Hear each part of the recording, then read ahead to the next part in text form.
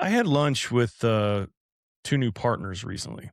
It's a good conversation, kind that it wanders a little bit. It was entertaining and fun. It was funny and really insightful. And partway through our conversation, we landed on this idea that has really been rolling around in my mind that I wanted to bring here to the podcast. And that idea is that every person's behavior, every identity, every belief that somebody holds on to comes from an incentive to do it. And this incentive isn't always a financial one. Sometimes it's safety. Sometimes the incentive is to be seen as right or correct. Sometimes it's just not having to feel worse about something. It's avoidance. But there's always a reason the behavior keeps happening, even when the person doing it could tell you that they don't want to be doing it.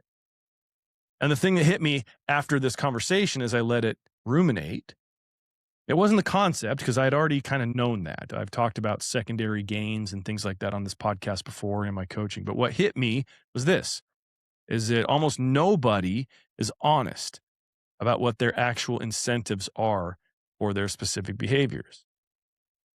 We will explain our behavior. We'll explain our beliefs. We'll even explain our flaws. But the real reason it's still there, and the thing that's actually keeping it alive, the behavior, the flaw, the thing, that's the part that stays hidden, even from yourself. So today, on this episode, I want to talk about that. I want to tell you about a moment that I had a few nights ago where I caught myself doing this. And it was pretty alarming and jarring when I realized what I was doing. And I've since figured that out and changed it. But before we get into that, you are listening to The Lab. Welcome. I'm your host, Bryce Prescott. Let's get into it. Here's the idea in its simplest form. Every behavior you repeat, every belief you hold on to, every identity you keep wearing, even when it doesn't fit you anymore, it's not random. Something is keeping it in place. Something is making it worth it to hold on to it. And here's what I think is actually going on with most people, including myself for the longest time. We've gotten pretty good at the surrounding skills of this incentive conversation. Things like emotional intelligence. We can name a feeling, we can trace it back, we can understand where it came from, we can understand the first time we felt it. That's one of them. Same with honesty, telling the truth. A lot of people can tell you the truth about what they did and why they did it and how they feel about it. Accountability is another one. Plenty of people will own their mistake. They'll apologize. They'll do the work to repair it. And all three of those things have gotten a lot of airtime, including on this show. Whether it's therapy culture or the conversation around coaching, we talk about feelings. We talk about truth-telling. We talk about owning your shit. And those are real. I'm not discounting any of it. But there's a fourth thing, as I'm discussing, that sits right in the middle of all three of those things, and nobody names it. And that's incentive. Why? Because you can have all the emotional intelligence in the world. You can know exactly why you do what you do, the whole psychological backstory of everything, and still never ask what that behavior is actually doing for you right now today. You can be completely honest about your behavior. Yeah, I do that. And then still never say why and what that behavior is protecting you from, or what it's giving you in your current moment. You can be fully accountable too. Own it, apologize, commit to changing it, and then still not look at the thing underneath it that's quietly making that old behavior worth repeating at some point in the future. That's the blind spot. It's not a lack of self-awareness. It's not totally dishonest. It's more ignorant.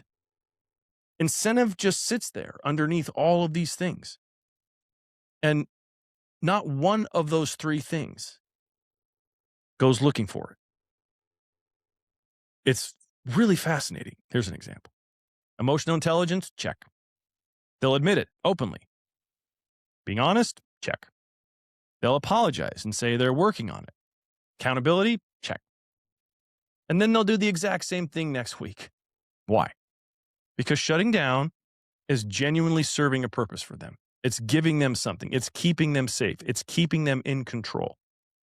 It lets them avoid saying something they can't take back. And nobody, including them, ever asked what purpose that served. They explain the behavior beautifully. They've never found the actual reason that it stays and what the incentive is for that to stick around. That's the intersection I want to talk about today, where emotional intelligence tells you what to do, honesty lets you admit it, accountability makes you own it, and your incentive is the one piece that's actually explaining why none of that changes anything on its own.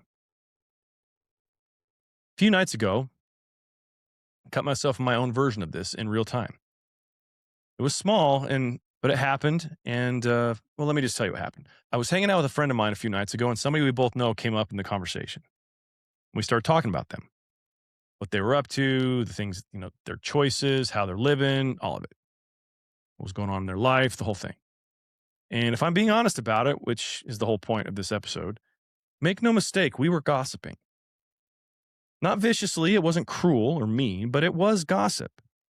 And we were talking about someone who wasn't in the room, who couldn't defend themselves. It was in a way that really wasn't helping them or helping me to understand them. It was just commentary on their life, and we were enjoying this moment. At some point, my friend said something to the effect, well, this really isn't gossip. It's more just commentary and kind of reframing it in real time, which it just made it seem like it was more acceptable. We're not malicious in our intent, so it doesn't mean, we're gossiping. It's different, a little more justified, a little more acceptable. And I want to be clear about something. I don't think my friend was being dishonest in some calculated way to allow himself to feel different. I think that's just what most of us do automatically without even thinking about it. We take the thing we're doing, and if it doesn't quite match up with the version of ourselves that we want to be, we will relabel it and reframe it. And sometimes that's totally required and acceptable. Other times, not so much. For example, like gossip, it can become commentary. Avoidance can become, I'm setting a boundary. Pettiness can become discernment. Same behavior, nicer name, nicer frame. And now everybody in the conversation gets to keep their self-image and to feel good about themselves while not acknowledging that they're actually doing the thing that they're not admitting to do. But on this night, there was something going on in me. And in that moment, I didn't want to do that. I go, no, this is gossip. And I know gossip isn't okay, but I'm going to be honest. I'm enjoying gossiping right now. Talking shit felt fun in the moment. I'm enjoying being petty right now. And I have to live with that. That's it. That's the whole moment. I didn't dress it up. I didn't say, it's not that bad. None of that. I didn't reach for a nicer label. I just named the thing that I was doing. I accepted it. I accepted that in that moment, I liked it. It was kind of fun. A little bit of humor that comes with being petty. And in that moment, I wanted to feel right about something, when in reality, I was just jealous. And instead of talking myself out of that, I just let it sit there in the very unflattering way that it did. Fully acknowledging I knew what I was doing, I knew why I was doing it, and I wasn't going to turn away from it and try to make it seem like it was less than. And here's why I think that moment actually matters more than it sounds like it should. Because what I did wasn't really honesty in the way that we usually talk about honesty. I wasn't confessing a sin, and I wasn't beating myself up for it. I didn't perform regret or act like I shouldn't be doing that. I just saw the real reason clearly in the moment. I wanted to feel this small bit of pettiness for a second and to make it seem like I was smarter and funnier for a moment. And to say it out loud and not dress it up. It just worked for that moment, even though it's not okay. And me acknowledging that was a big deal for me. And I also recognize something. I'm admitting to being a gossiper in that moment. I'm not asking for any sort of crown that I'm amazing in this way. But I will say that is a different skill than self-awareness. Self-awareness is knowing what's driving you. And this was something more specific. By being willing to say the unflattering version without cleaning it up first, I didn't need to reframe it. A lot of genuinely self aware people still can't do that. They know exactly why they're doing something, and they still relabel it or reframe it or give themselves an excuse the second somebody else pushes against it or it's heard or seen by somebody else as unflattering. See, the knowing isn't the hard part. Saying it plainly with no spin, that's the hard part. And I think that's actually pretty rare. I think most conversations about ourselves and about our patterns, and even in coaching, even in therapy speak, they get the explanation, but they don't get the receipt. We'll tell you the whole history of why we do something. We almost never just hand over the actual reason. I do this because of what it gives me. I know it's not flattering. And I know it doesn't say good things about me, but it's true, and I'm telling you anyway. That night, that experience, I feel okay, at least that I handed over the receipt. I explained, no, we're gossiping. And I'm kind of okay with it right now because every now and then it's funny to be sarcastic and petty, and it makes me feel like I'm smart and witty. And even though that might make me look like a shitty person in that moment, at least I'm being honest with myself and in the moment. Now, I want to take this somewhere else as well. That might seem like a strange jump, but I want you to stay with me. I want to talk about the movie The Dark Knight by Christopher Nolan. It's that movie where Heath Ledger was the Joker and Christian Bale was Batman. I personally think it's one of the best films ever made, but that's for a different day. One of the reasons why that show is so good and why the character of the Joker is so unsettling is because how Christopher Nolan built that character of the Joker. Almost every villain in that film has a visible and legitimate incentive. It's very clear. It's money, it's power, it's revenge. You can predict these incentives because you understand what they want. And once you understand what someone wants, you can negotiate, anticipate, and contain them.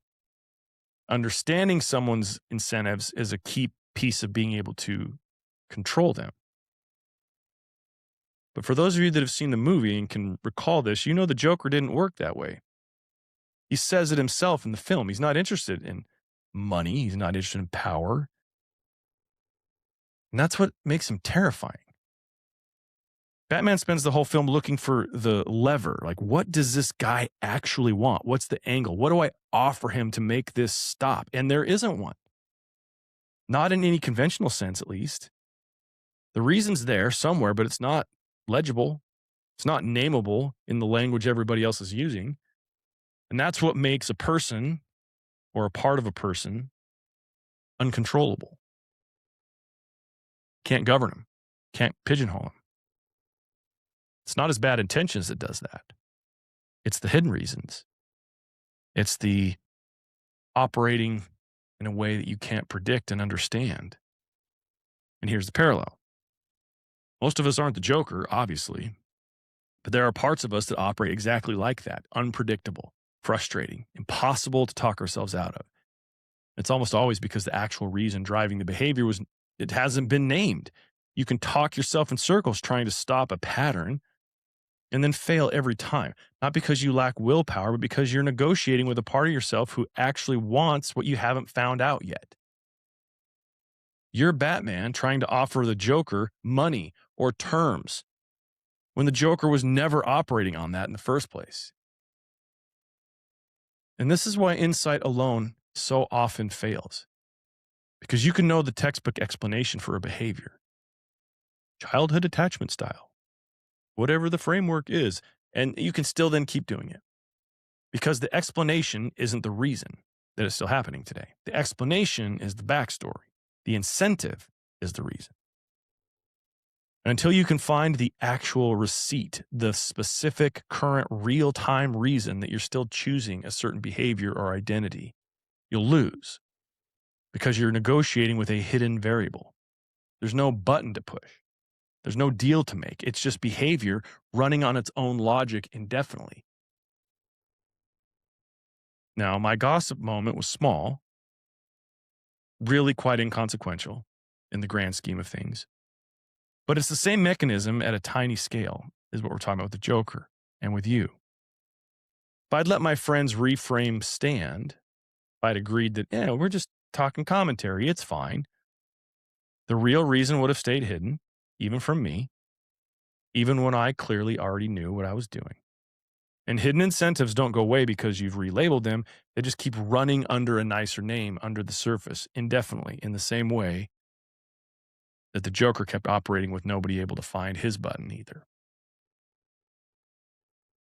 Here's what I actually think the personal superpower is in this conversation. It's not emotional intelligence by itself. While that is a big deal.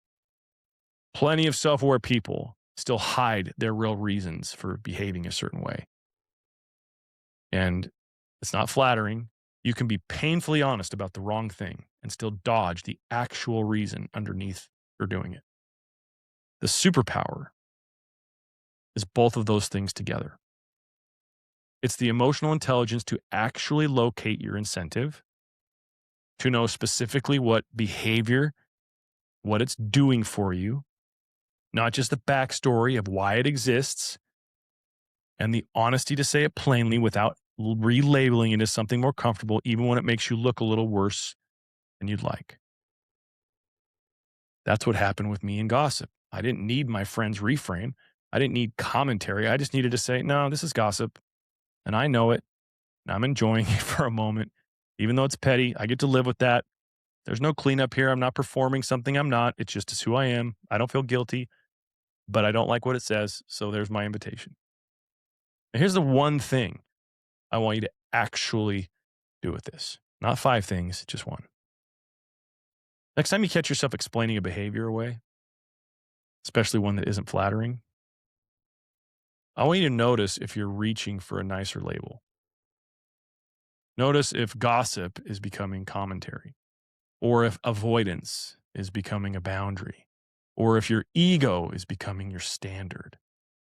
And just for a second, before you let the nicer word land, you ask what's actually driving it to yourself. Name it plainly, fully disclose it. Don't dress it up. Be real. So you don't have to fix it in the moment. You don't owe anybody anything or a redemption arc. There's nothing to redeem. You just owe yourself the receipt instead of the explanation. Let that land. Let the true motivations land. Be honest about it with yourself. That's the whole practice. That's the real reason. Say it straight. Let it be a little unflattering. That's not weakness. That's the rarest kind of strength there is. That is the superpower. We have a lot of work to do on this. So many of us can explain away our emotions. So many of us can tell the truth about ourselves. But we will always put it under the lens of niceness or honesty or benevolence, when not all of us are nice, honest, or benevolent. Some of us are petty at times. And the doorway into your best life, your best understanding, the best version of yourself, is to recognize that that room in the house of you exists. The petty, gossipy, mean, sarcastic, hurtful version of you. And being willing to acknowledge that that's what's driving you in those moments in real time will change everything. My friends, you've been listening to The Lab. I'm your host, Bryce Prescott. And like I always say, until next time, take it a day at a time. I'll see you.